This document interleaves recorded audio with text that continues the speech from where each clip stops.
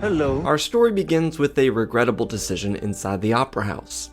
The end of the war was coming. Chancellor Palpatine was pushing Anakin closer towards the dark side of the Force.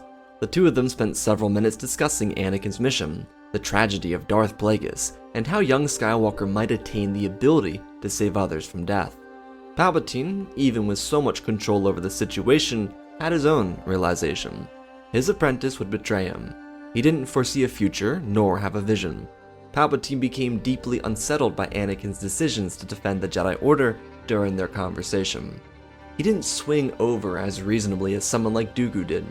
For Palpatine, comparing Tyrannus to the future Vader was a challenge. Had Dooku been as gifted as Skywalker, he would have never needed to die. But the problem is, despite both having outrageous stances on the Jedi Order, all of which Palpatine believed were validated, Anakin was hesitant to leave. When presented with a cure, Dooku chose the Sith, without hesitation. His main qualms were regarding Qui-Gon Jinn, but as seen in Dooku's duel with Master Yaddle, his heart was fully invested, before even his mind could grapple with it. Anakin was not that Sith. He was worried and bogged down by the relationships he had. There was a part of Skywalker that feared betraying the Jedi, because the institution aligned with his personal beliefs. Sidious couldn't risk anything here. The war was counting down towards a resolution. The Republic was about to become an empire, and for him, having an unaccounted-for asset was too dangerous. Anakin left the Opera House, relieved that there was another option for him. His friend, Palpatine, was not content, and pulled another plan from his mind to use. There were contingencies in everything. Sidious didn't fear Anakin per se, but he feared the will of the Force. Skywalker was created by the Force itself, and the Force itself would retaliate if he, say, killed Anakin out of fear that Skywalker wouldn't join the dark side. There were many things in works for the Sith. Separatist code changers were working with him in these late stages of the war. They had mastered hologram manipulation, basically deepfakes. These holograms weren't uncommon, anyone could do it, but the individuals hired by Separatist Senator Tyshawn Novolio had something else that no one else in the galaxy had. They had the ability to restructure encoded messages so that it perfectly resembled the actual thing. So, for example, the Jedi had been around for thousands of years. The communication code and frequency of official High Council sessions were protected and impossible to crack. These individuals could create a fake act of the Jedi Council, and people would believe it. Sure, some of the mannerisms of the counselors would be off, but the general public wouldn't know that. Only other Jedi and close friends of the Council would. Palpatine knew he couldn't use these deepfakes on Anakin, so he came to the conclusion that his 5-year hibernation plan would come into use. Skywalker was too dangerous to be just allowed to continue operating. The 5-year hibernation plan was a carbonite freezing program that Sidious had built up in some of the unused space inside the executive structure. Due to the damage done from the Zillo Beast attack, some office space was given up. Palpatine installed it for precaution as Chancellor in case Separatist bounty hunters ever tried to hold senators captive again. The Sith Lord decided that he would put Anakin into these freezing chambers that really no one knew about, so that he could be brought back when the time was right. Instead of doing it himself, he would delegate someone else to do it, so that he couldn't be in trouble or blamed for it. At this current point, with everything Palpatine had been building on the line, he refused to let Skywalker ruin anything by accident. Even if it was in his best interests of the Sith, Palpatine would rather have complete control over everything. Plus, he could use the next 5 years to turn the Padme and Skywalker child into a disciple of his, in the off chance that Anakin didn't fall in that period of time. The following day, everything would go normally. Anakin would visit the council chambers to inform them of General Grievous's location. They would send Obi-Wan. The Jedi would then end their session. Anakin would learn of Kenobi's visit to Padme's residence, and then finally, he would go to the executive offices, at the request of Mace Windu. He wanted to learn of Palpatine's motivations with Grievous engaging Kenobi. Anakin did as he was requested, though it became more begrudging for him. He didn't know it, but Ahsoka reached out to the council just after he left.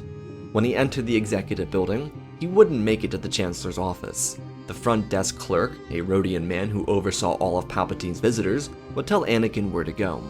He didn't think much of it, so he started his descent into the building. The halls were put back the way they were, so nothing was out of place after the damage done by the beast. Palpatine made sure these carbon freezing chambers were completely hidden from the rest of the Senate. Only a few people knew they were here, and the reason they were here were for Separatist bounty hunters. Anakin walked up to the room, pressing the door code, but it didn't unlock. He looked around and tapped on the door to see if Palpatine would let him in. The doors shot open to a black room, and he called out his friend's name. He was starting to get on edge about things, but before he could piece everything together, the royal guards shoved their staves into his neck. Anakin heaved in shock and fell to his knees. He prepared to turn around and slaughter those who had tricked him, but another staff was shoved into his lower back, and he fell down immediately. It was a pressure point, and he collapsed. The guards dragged him up into the chambers and dropped him into the carbon freezing facility, where he'd be frozen in time, alive, until his new master needed him. Palpatine, when it was all over, would come and visit his apprentice, telling him that he would soon learn. Sidious's Sith plan was slowly coming to fruition. The Dark Lord, following Anakin's entrapment, sent the future apprentice to the works, where he would remain stationed until Palpatine needed him. The perfect wall ornament. He would release the deepfakes created by Tyshawn's lab rats. These would be public releases, framed as leaks by an anonymous source inside the temple, who held a grudge at the Jedi for the temple bombing. Of course, the employee was an individual who absolutely adored the Jedi, but their good name would be used to tarnish the order they adored. Palpatine's release of these messages would be shocking to everyone. Within the encoded transmissions between various counselors, the likes of Plo Koon, Shaak Ti, Kit Fisto, Obi-Wan, Mace Windu, Yoda, and Zacy Tin, would be the betrayal of monsters they were not. Various conversations from these Jedi would depict them talking about overthrowing the Senate, killing Palpatine himself, and mercilessly executing the Separatist senators. The last one was thrown in for good measure by Palpatine. The population of the Republic wouldn't fully disagree with that sentiment. It was more or less suggesting that the Jedi messages weren't faked. It didn't matter. The information stretched out across the HoloNet, and news feeds instantly. Palpatine directed the leaders of the Separatist Council to remain far away from combat, and shut down their communication frequencies until further notice. This bombshell, in his words, could reflect poorly on them. Palpatine was of course protecting himself and his new empire from the release of the Separatist Reserve Force, which they wouldn't activate without Sidious's approval anyways. Now, the Dark Lord of the Sith knew that with the sun falling on Coruscant, he could get away with his next move. Every single senator and Republic representative received a guarded unit of Senate commandos or Coruscant guardsmen to protect them from the heinous Jedi. At the same time, the 501st with Commander Appo and the shock troopers led by Commander Fox would begin their march on the temple. The Jedi clearly weren't going to give the public a reason to fear them by going to the executive building, so Windu and his counselors were releasing press statements that these were deepfakes, and they had the records to prove it. But not a soul was willing to believe it. The news of Grievous's death hadn't even scratched the surface of news. People were more concerned with the Jedi Rebellion. Sidious, utilizing his Senate protection, would disappear from the Chancellor's bunker and join the clones. The shadowed Sith Lord hovered between clone ranks, unseen from the public who watched from the news as clones ascended into the temple. Now, truthfully, this siege on the Jedi Temple would be grueling. Syndralic, without being surprised by Skywalker, would have a chance to activate the defenses. Master Kit Fisto would dismember Grand Inquisitor, but leave him alive for future questioning. And the counselors present, including Mace, Zacy, Kit, Oppo, Coleman, Shaak Ti, and Agan Kolar, were able to swing through the clones. The 501st were the first to get punished. Wave after wave of clones would face the wrath of Jedi sabers. Sidious, in an attempt to protect himself, would move through the hallways, slicing through Jedi Knights without struggle. He knew these foes weren't very important, but he also didn't want to put himself between counselors. They were on high alert. It would be much easier to deal with them once they retired. Because of Kit Fisto, the Temple Guard unit was moving through the temple. Even though the defenses were activated, the clones, with Sidious's help, were able to make a stronghold at the base of the temple, utilizing the Great Hall to fire into Jedi lines. The Council of Defense was able to ferry younglings and Padawans into a subsection of the temple, while Jocasta Nu and Terrace Nube did everything within their power to open the back gates to funnel the children out. Sidious avoided Jedi and combat so that he could get to the back of the Jedi line. He arrived to a few knights, Jocasta and Terra as their main line of defense. The rest were too young to hold a lightsaber or defend themselves from his wrath. Sidious would tear through those capable of fighting and trap everyone else. Among those in the slaughter were Grogu. Sidious didn't need to fight the main group of Jedi, because he had just mercilessly destroyed their young. Explosions sounded off behind him as rocket troopers detonated pillars, bringing them down on unsuspecting Jedi and using the fallen debris as a sort of trench line to protect themselves. Coleman Cash and a number of temple guards came back up to the younglings to get them to their transports, but when they arrived, they saw Sidious standing over hundreds of bodies. Not a soul survived, nor had a chance to. Of course, those who came to confront the Sith Lord were both surprised and devastated by the slaughter, as well as tired from the fighting, but they engaged anyways. Sidious, with 2 crimson sabers hanging from his sides, slashed him. These were the first few individuals who posed any sort of challenge to him, but he still weaved between their bodies and their weapons without any trouble. He electrocuted those unable to defend themselves, and sliced through other defenses. Coleman Cash, the final standing Jedi, would be executed in a manner similar to Dooku's death days before. No one alive knew of the younglings and Padawan slaughter. The few children running through the halls of the temple would have the unfair predicament of running face first into a Sith Lord who cared not for their lives, and shredded them without a hint of grief over it. Palpatine was a monster. He was a Sith Lord. Generations of torment under the banner of a Jedi-adored galaxy, and finally the Sith were rising again. Some might even call it the revenge of the Sith. Palpatine continued to eye the Great Hall from afar. The clones were helpless against the likes of able-bodied counselors, with the full backing of the Temple Guard unit. Every Jedi they killed was another 4 or 5 clones lost. Sidious, though, avoided combat, killing those considerably weaker than he. There was absolutely no reason to push himself here. As the siege progressed, a couple of members of the council started to fall. Agan Kolar, Shot T, and Kit Fisto were among the next to die. Oberyn Cesis, who found the youngling slaughter, had informed his brethren that a Sith was within the temple, but he would be the unlucky individual who found Sidious alone. Their weapons would clash, but even the ancient talent of Master Cesis wouldn't be enough to stop the evil Sith Lord.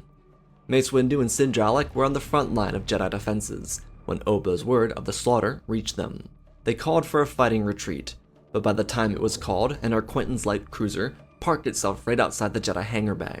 The second the doors opened, turbo lasers would slam through the bay and rip Jedi limb from limb. In this, Sinjalak, who had been tasked with getting the escaping Jedi out of the temple first, would be killed. Master Windu would be badly injured by the explosion in the hangar bay. It sent debris through walls and pillars, eventually hitting him and a number of his Jedi. It would be here where Master Windu would be killed by the clones. The last of the Jedi resistance would crumble after that. Sidious would have very few individuals to fight. He would never be visibly scarred by the Jedi, and he had the perfect excuse for ordering the destruction. Despite how merciless he was, he let one Jedi live. Violam, his paw-earned future Grand Inquisitor, was left without both of his hands, one forearm missing, the other was just a hand. He allowed this individual to live for one reason. Without Lord Vader, the Inquisitorius were more important than just errand runners. He needed a fully capable fighting force for taking out the Jedi. Sidious had done his part tonight, but survivors across the stars needed to be dealt with. As for the temple, because of Sidious's presence, not a soul would survive. Coruscant wasn't left with a single Jedi survivor. Palpatine would reconfigure the archives to request all surviving Jedi to return home. Sidious's troopers would deal with them. The soon-to-be Imperial Senate wouldn't reconvene for another couple days. Every senator was protected from the Jedi Scourge, as the clone troopers valiantly defended the Republic. Palpatine would obviously frame a Jedi attack on him just for good measure, but it wouldn't be true in the slightest. Anakin's complete exclusion from the events made the Jedi look worse than they ever could have with him in the picture. The deepfake creations by Taishan's technicians was a masterclass at propaganda, and with the Separatists destroyed, those same forces would be utilized for Imperial brilliance. As for the Separatist Council on Mustafar, Sidious would murder each of them himself. He hated working with them. They were all arrogant businessmen, and he was a Sith. They served their purposes and meant nothing to him. It was his pleasure to kill each of them. This extra time for a recess didn't help Sidious though. Yoda and Obi-Wan were 2 very important survivors of the Purge, and they were delayed from returning to Coruscant because Bail wasn't permitted to return. Individuals like Caleb Doom and Cal Kestis would be left to wander back home to the temple without anywhere else to go. Because Kenobi and Yoda didn't change their frequency, without Bail needed on Coruscant, more younglings and Padawans would be killed. dropping Jedi numbers in the double digits. When the two last counselors returned to Coruscant, they would rip through the Sith lines. Anakin was still a no-show. No one knew where he was. Senator Amidala was deeply worried about him, and Palpatine was preparing to set everything up so that she would fall into line for his support.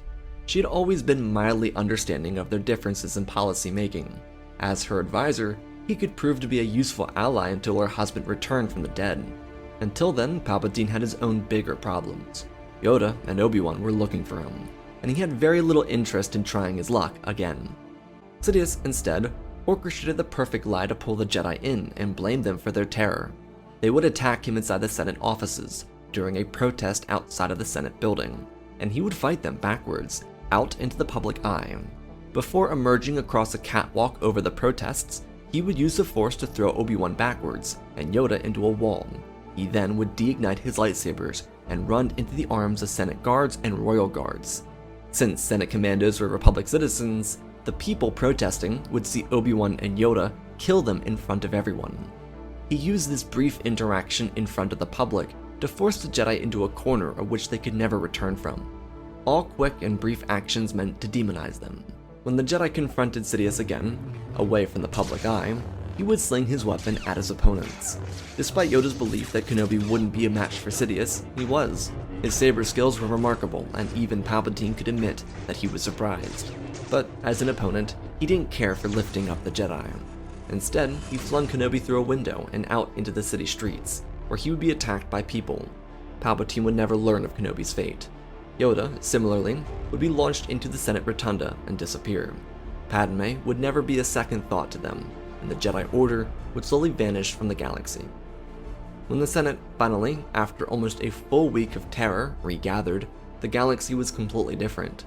Palpatine from the shadows had brought the war to an end. Obi-Wan didn't kill Grievous. The brave clones of the 7th Sky Corps did. Sidious didn't murder the Separatist Council. Republic commandos dispatched privately by Palpatine did. And of course, Palpatine reflected on the trying times he faced. He had survived the Jedi attempt on his life. It wasn't nearly as visible, but he wore a hood anyways, to act as if it was. He was scarred and deformed, and thanks to greater powers of the universe, he had survived. He had survived for the Republic, for the Empire. Palpatine would announce himself as the Emperor of the Galactic Empire, and the chants would round up the Senate Rotunda. The CIS was defeated. Every challenger to their war was gone. He was their champion, Emperor Palpatine, leader of the Galactic Empire, and savior of the galaxy. Liberty might die with thunderous applause, but for Senator Amidala, she was forced to remain on Coruscant, left with the heartbreak of Anakin's potential death. However, when all seemed lost, her dear advisor returned with troubling information. It was explained that before the Jedi betrayal, Anakin attempted to warn the Republic. He was seen entering the executive structure, and he was redirected by Palpatine's desk aide, who had been found out to be a traitor. The Rodian man would be killed for joining the Jedi, but Palpatine showed Amidala clips of Anakin's carbonite husk being pushed out by 4 Jedi in hooded robes.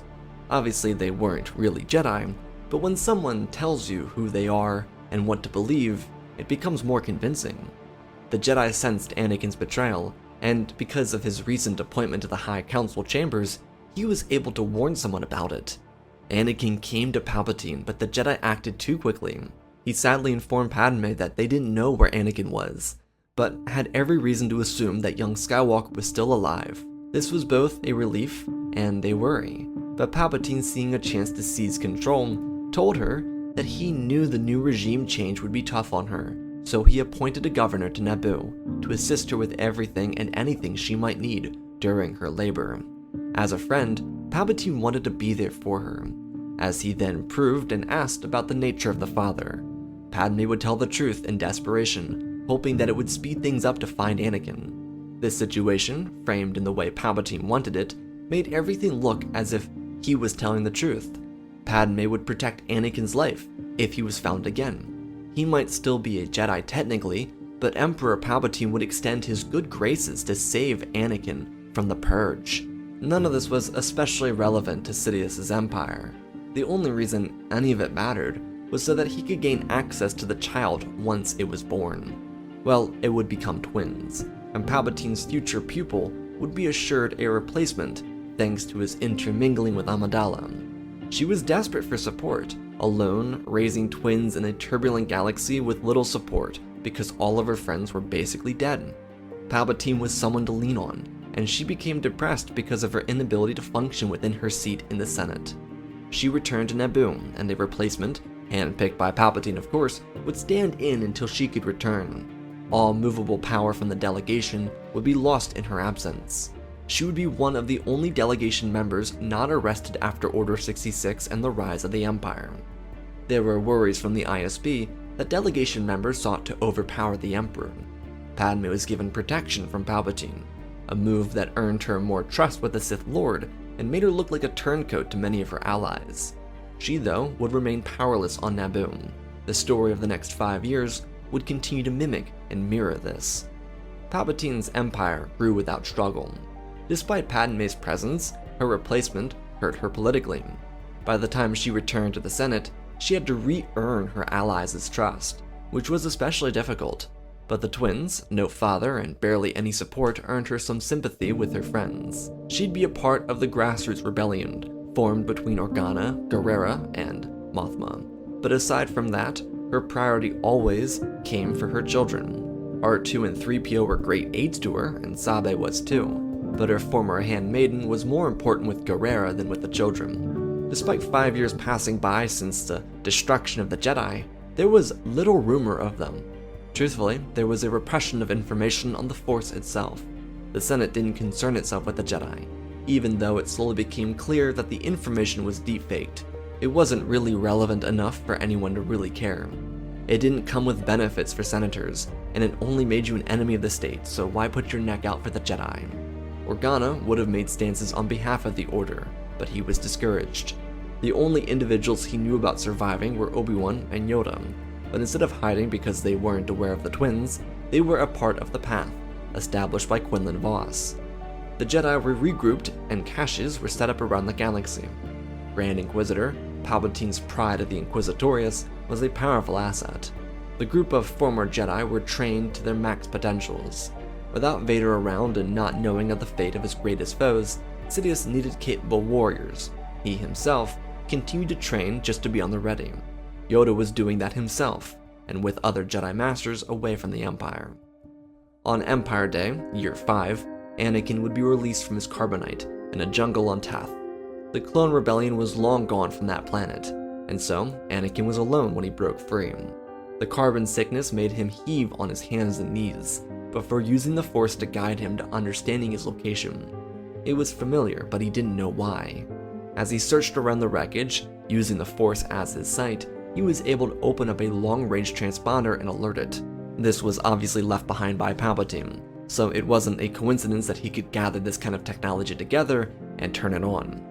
Admiral Yularen would arrive with a new Star Destroyer and tons of stormtroopers. There'd be no more clones. By the time Anakin's vision returned, he'd be on the bridge of the new vessel with a former ally. Yularen's gray hair was almost in full force and he greeted Anakin, reading over a medical report as they spoke. Skywalker didn't understand much, but the first question he asked was about Senator Amidala. Yularen didn't really know, but he informed the former Republic General that she was still a current sitting senator in the Imperial Senate. Imperial?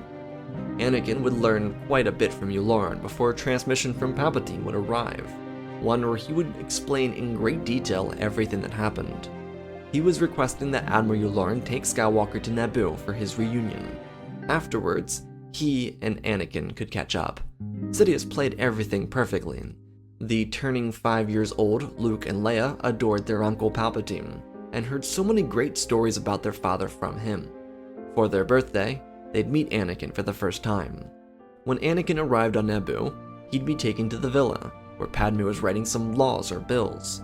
The Imperial Rebirth Act favored the Emperor greatly. Senator Amidala played the middle ground between Mothma and Organa.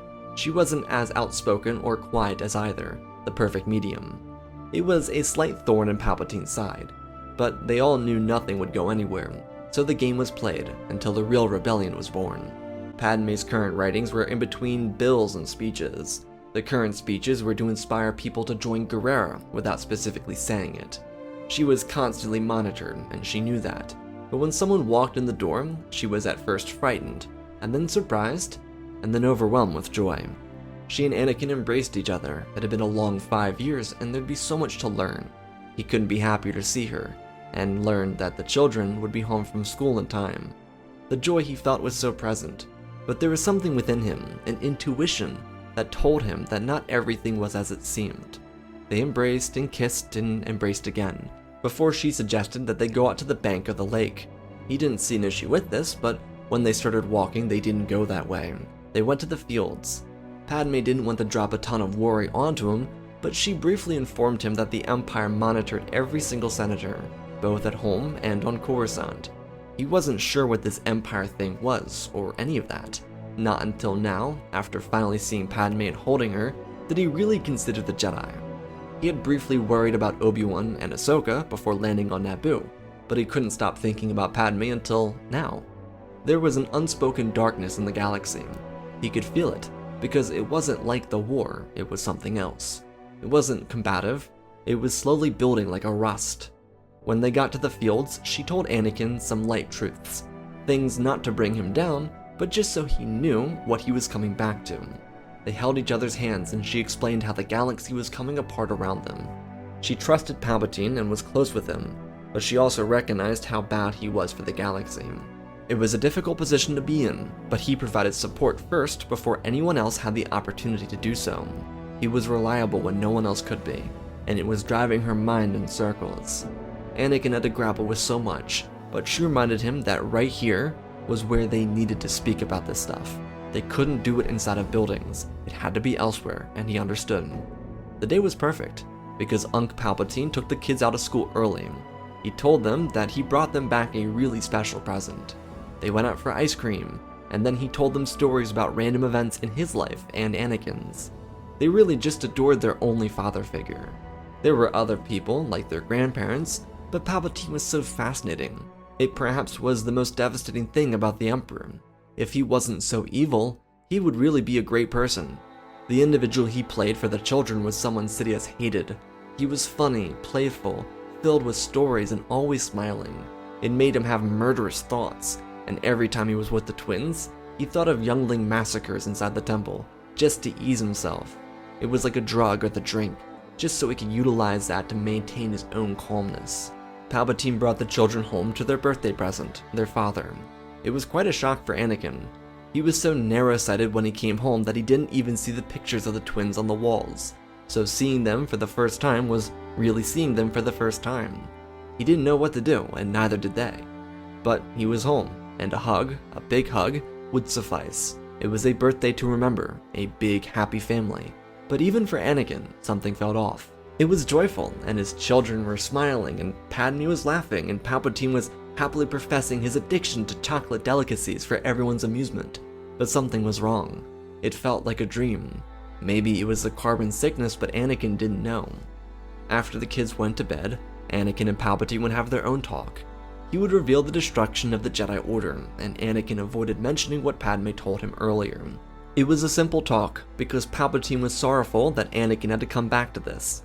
Palpatine didn't know about those he cared about, but the Order was mostly gone. Anakin didn't react much, he just listened and tried to process it.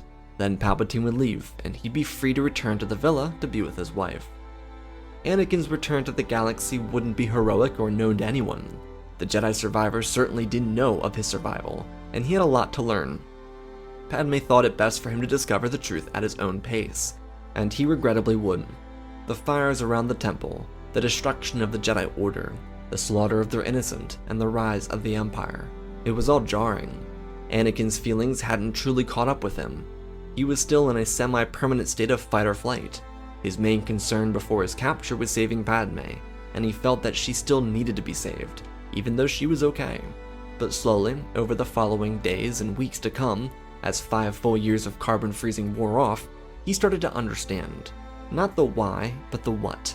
He couldn't really just ask about why these things were the way they were, but pieces of the puzzle started to identify themselves.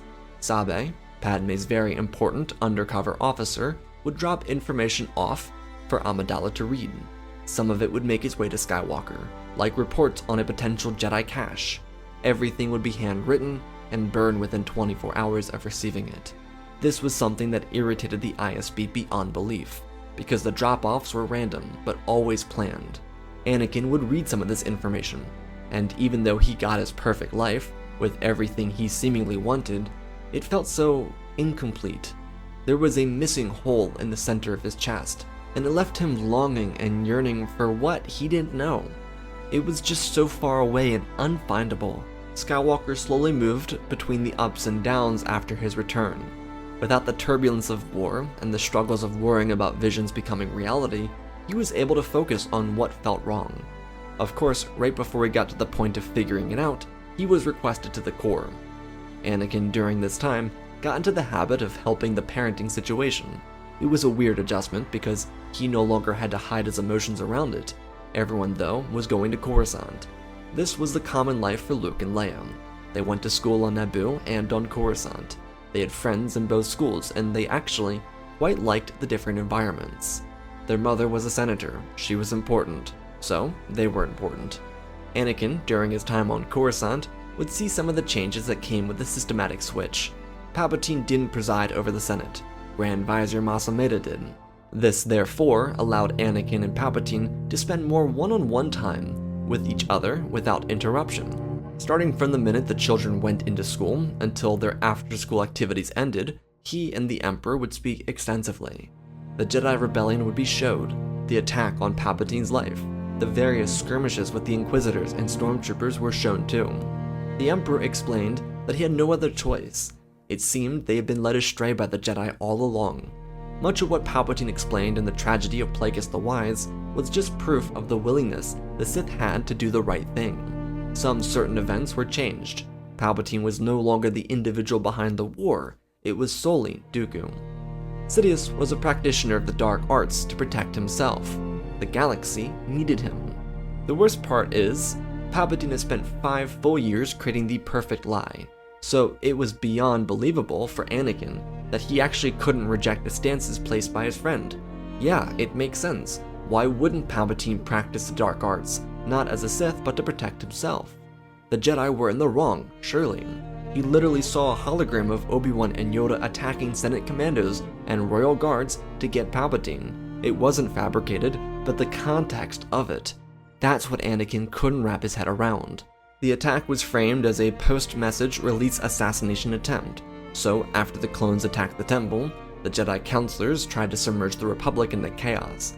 But Anakin couldn't believe that. Not for Yoda, and especially not for Obi-Wan. He continued to play along and listen, as a dwelling concern started to eat away at him. At night, when Padme sensed how off he was, she asked if he was okay, and he lied. Not broadly, but enough so that she understood he was picking up on the lies. He told her that he was heartbroken over Obi-Wan and Yoda's betrayal.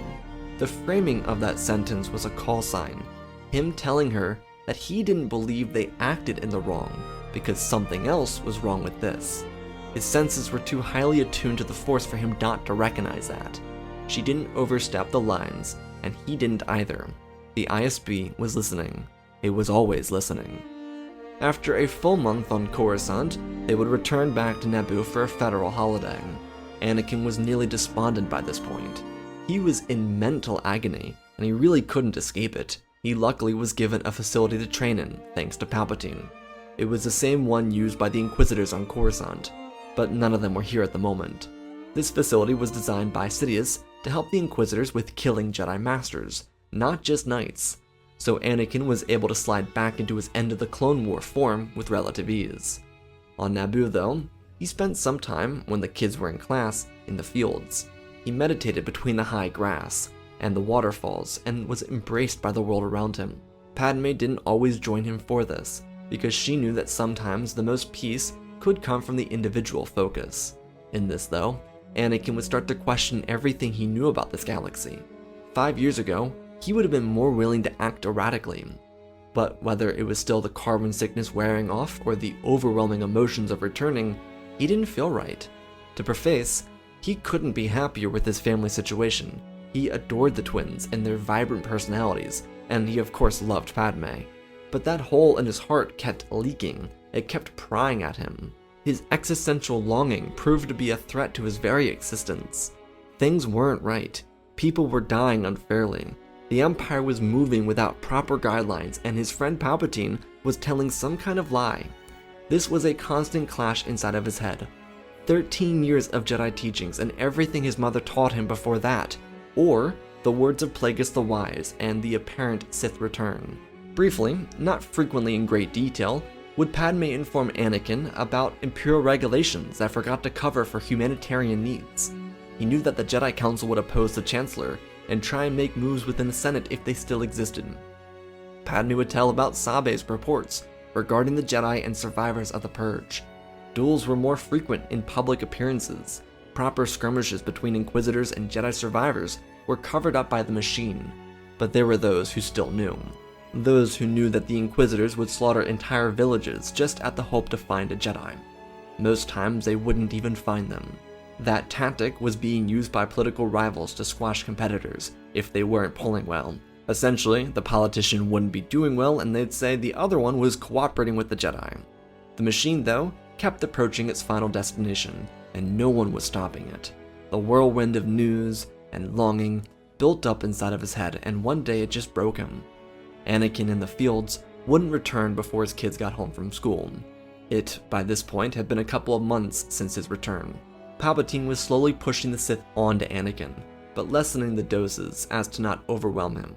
When Anakin didn't come home, Padme would go out to search for him. She would find him in the fields, on his knees, solid as a statue. He wasn't meditating, he just couldn't find the strength to get up. He was broken internally, and externally it left him withered. She got down on his level, and they said very few words. This wasn't a deep conversation, but just the presence of each other. They laid their heads on the other's shoulders, and let it be that. Nothing more was needed to be done. It was warm and peaceful, and a touch of reality that Anakin thought he'd experience when the war was over. He then, after wiping a few tears from his eyes, would look her in hers, and tell Padme that he needed to find the surviving Jedi. She didn't say anything, except she understood, as she slipped a device into his hands. It was a transponder, one that would lead him home. Under the transponder were the keys to an N1 starfighter that didn't have a tracker in it. No one even knew it existed. She smiled, they kissed, and returned. He'd say goodnight to the twins and depart from Naboo on a journey to save the galaxy from itself. Just outside the Tyon cluster, Jedi followed instruction led by Master Obi-Wan Kenobi. His hair was a bit more rugged. He was wearing a gray Jedi uniform, and his smile formed with wrinkles. It had been an arduous 5 years, but in the hunt made by the Empire to find the Jedi, they also chased down Force sensitives. They were a group of lesser beings that needed to be dealt with by Imperial force. The Order had saved many children and families. Ossus was close enough to make a difference, but hidden enough where the Sith wouldn't find them. This Jedi Order wasn't just Jedi, it was a community. Obi-Wan had a scar matching that of Anakin's from Grand Inquisitor. The Pa'un escaped, his two allies didn't. The Inquisitor unit was a pain to deal with, but the Jedi made work of them whenever they showed themselves. Quinlan and Yoda were inside the makeshift temple, looking at targets of interest, when their proximity alert sounded. They were slightly worried until they realized it was Senator Amidala's aide, Sabe. Well, when the N1 starship landed, it clearly was not her and someone else. Obi-Wan sensed Anakin before he saw him, and when the fever dream became a reality, he couldn't help himself. He thought he had lost his boy for good.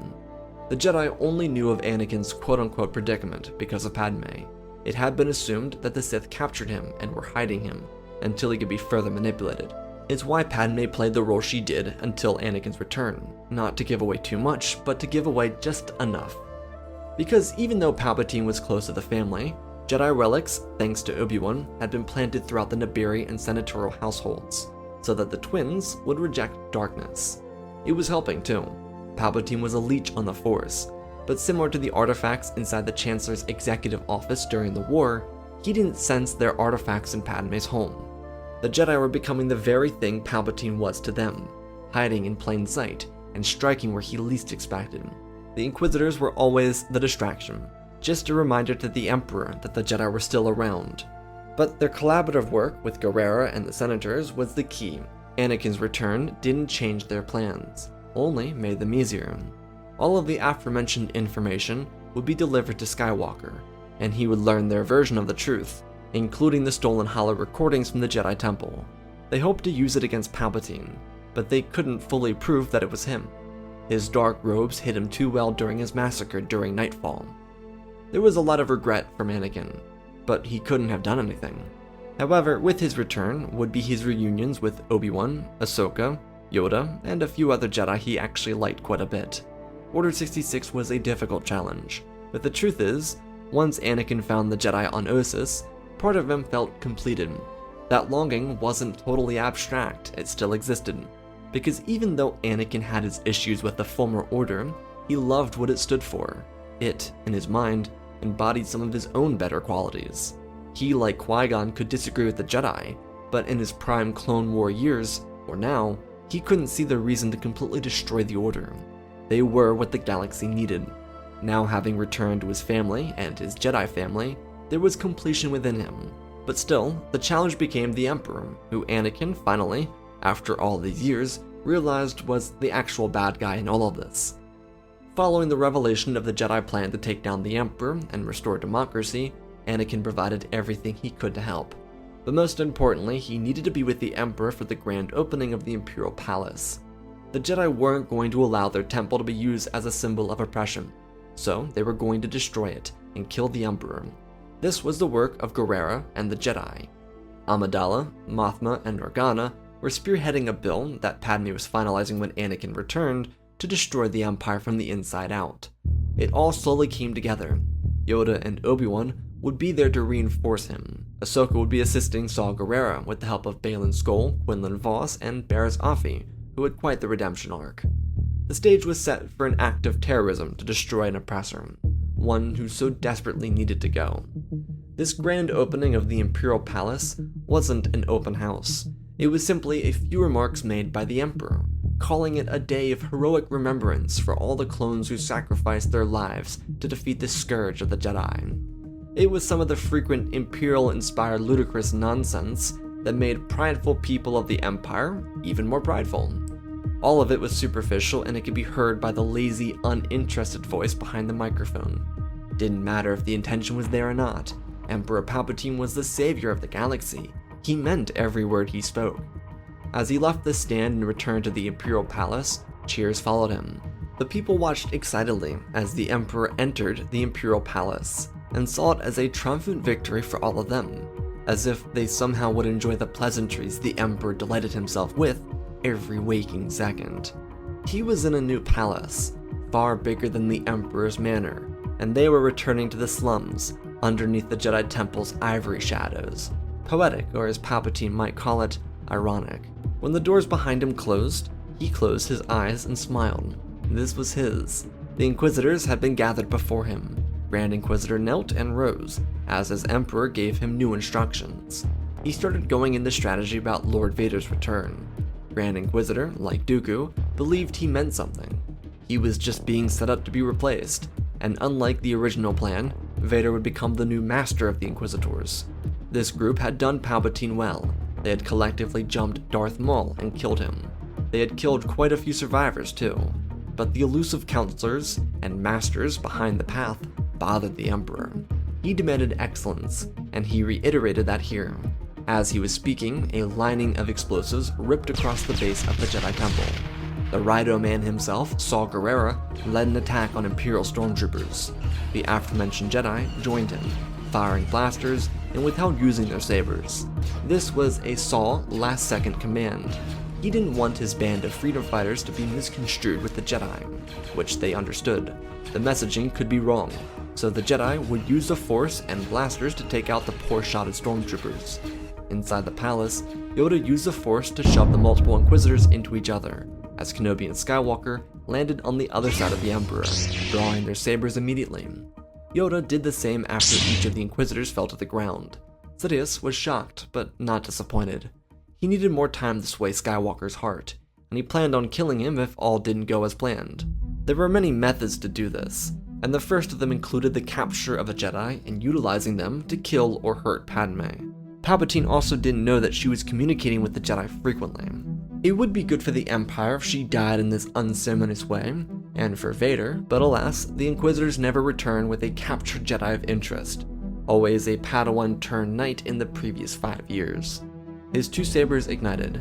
He had prepared for this assault since Order 66, and the Jedi would pay, though Sidious hadn't considered how much training Obi-Wan and Yoda did leading up to this attack. This was their moment to make a difference in the galaxy. And Yoda, having seen Kenobi's skills the first time around, did not doubt him a second time. Their weapons collided.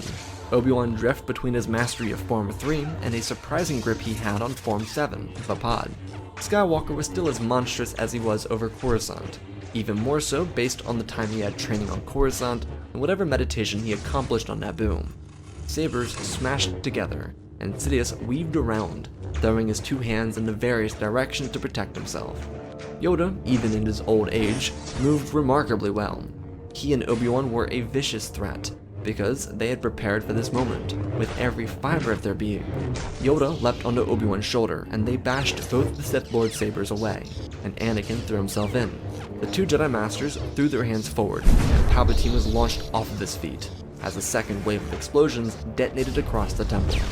The structure started to shrink a little, with pillars and religious artifacts falling over. Palpatine rose to his feet, with Grand Inquisitor behind him. Anakin bashed his weapon down on the Pa'un, as Kenobi and Yoda approached Sidious again. The blaster fire outside the temple continued to ring. Guerrera inspired his men, like a man possessed. A rocket launched into an LA-AT, and it slammed into a group of stormtroopers, charging up the steps of the temple, killing them all. Ahsoka and her other Jedi continued doing everything they could to help. As supporting troopers attacked from their flanks, they activated their Jedi weapons and acted incognito. Inside, Kenobi and Yoda were side by side, and Sidious whipped his weapons around and forward. The Jedi Temple was beaming with life, as another round of explosives sank the towers of the temple. They collapsed onto the roof, and the structure creaked, with sabers still cracking under it. Skywalker shoved his weapon through Grand Inquisitor's blade and launched him off of his feet with a firm push of his hand, before following the other two. Sidious didn't notice this, and slipped between Yoda's swing and ducked Obi-Wan's strike, and the second he turned around to face them, Anakin's saber flew out of his chest. Palpatine looked down and the two Jedi nodded. Anakin pulled his saber out and cut it across his head, killing Sidious instantly. They rushed from the crumbling tower as another set of explosives detonated. The roof started to cave in, and the temple slowly fell apart. The Jedi found the escape craft as another wing of Imperial LA-ATs detonated in the sky and smashed into the ground.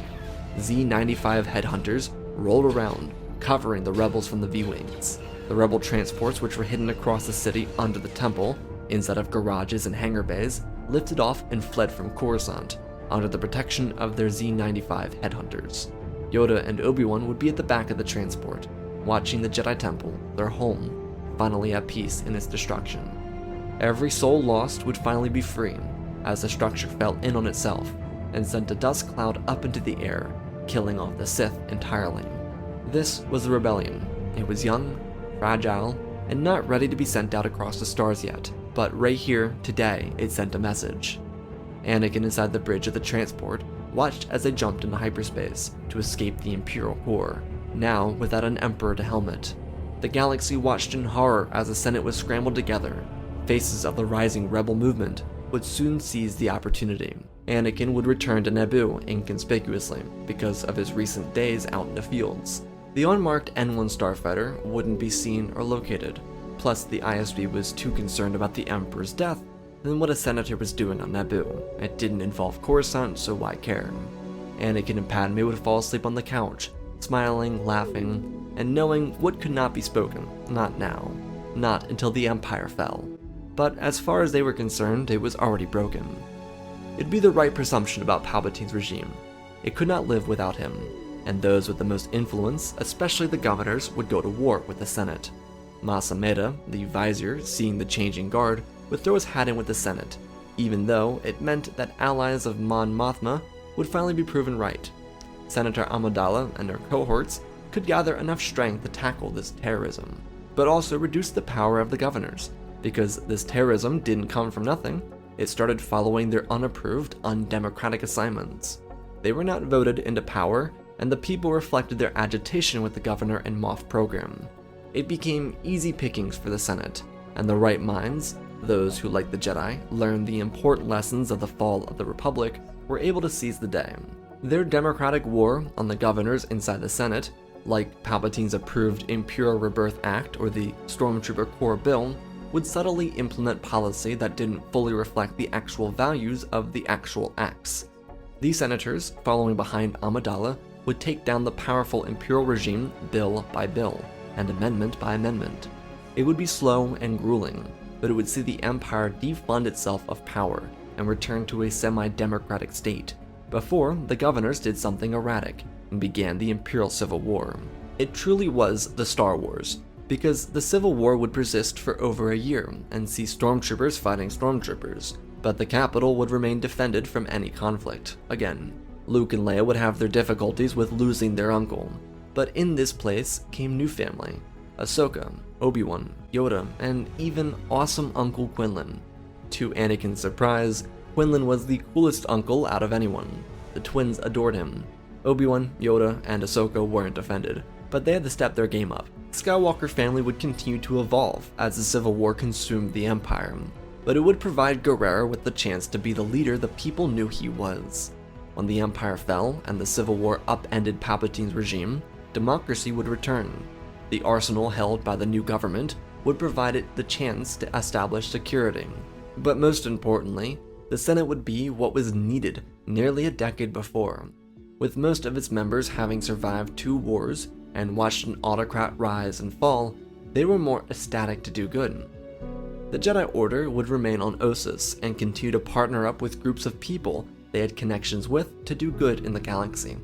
Bo-Katan's Mandalorians and Saw Gerrera's partisans were the first of many groups to realize the Jedi were the good guys, and help them become the dominant positive force in the galaxy as they continued to grow their community. Anakin wouldn't return to the Order as a member, but as an honorary master. He would have the privilege of instructing the twins the Force, while they continued their very intense schooling. The twins would pick their own paths, and succeed great in each of their respective journeys. They had it made in all fairness. They could be a Jedi, or senators, or really anything if they wanted. Padme and Anakin were able to work out the little issues in their relationship, and function pretty much perfectly. They'd support each other more than they ever did during the Clone War, and their children would only benefit from it. Also, yes, there was a bit of a weird age gap because he was frozen for 5 years, but it made some other things more exciting, which, cool, I guess. In the end, the rise of the Empire and its subsequent failure within a decade would be one of the greatest and eventually most successful galactic resets in history. One reset only accomplishable because of those who took a hold of the government, and of course, the Jedi who, despite all the wrong done to them, stood by the side of the everyday people until the Republic returned. And that, my friends, is our story. Again, special thanks to all the patrons for supporting the channel. Let's talk about this story. This is a bit of a long one, but I feel like it needs to be. Switching the eras is very important. The first part is very brutal, probably one of the darkest iterations I've done for Order 66. I feel like Palpatine would need to be there himself. I don't think he would allow Order 66 to go unchaperoned. I think he'd have to be there, and I think that would result in him just kind of hiding around, going about it quietly, and then doing things horribly, just killing people, whatever. As for Padme, keeping her alive I was kind of 50-50 with. I think there's 2 scenarios where Palpatine keeps her alive to keep Anakin on his side, or he kills her off and then blames the Jedi. I went with the other one because I don't usually get to work with Padme in this time period, and she also just has nothing in Revenge of the Sith, so like I really wanted to use her in this story as really the anchor for the rebellion, because that's what she would be. She was the middle ground between Bail and Mothma, and I think her being here would allow the rebellion to kind of find its footing much earlier, even though it's not needed for 20 years down the line. I think she would be very important for establishing the ground roots of the rebellion, especially using Sabe for that. Obi-Wan and Yoda not going into hiding also plays a very big point here, and it's why the story is much easier to resolve, because Anakin isn't just regrouping the Jedi like Luke had to do. He's finding an order that's been practicing and actually doing what they should have done. I know the originals happened, but Yoda and Obi-Wan should have just been going hard in the paint like every day for like a decade. Like that's what I should have did, and they didn't. And the galaxy paid the price for it. As for Anakin's journey, Anakin has a very turbulent journey, and I wanted to feel that way. I wanted it to be like this existential longing without answers, and because Palpatine would sway everything and Padme was still kind of confused about everything, that for Anakin, he really just couldn't find the answer that he was looking for, and it just left him longing for something that he couldn't really find until he found the Jedi again. And I think that's like the balance. I think Anakin, in a way, where he doesn't go like totally off the rails, is a bit like Kanan. And I think Kanan would be a very good model for Anakin to kind of go off of, because Kanan kind of finds that nice balance between family and Jedi, and I think that's what Anakin accomplishes in this story. So, I hope you all enjoyed. I love you all, spread the love, and always remember, my friends, may the Force be with you.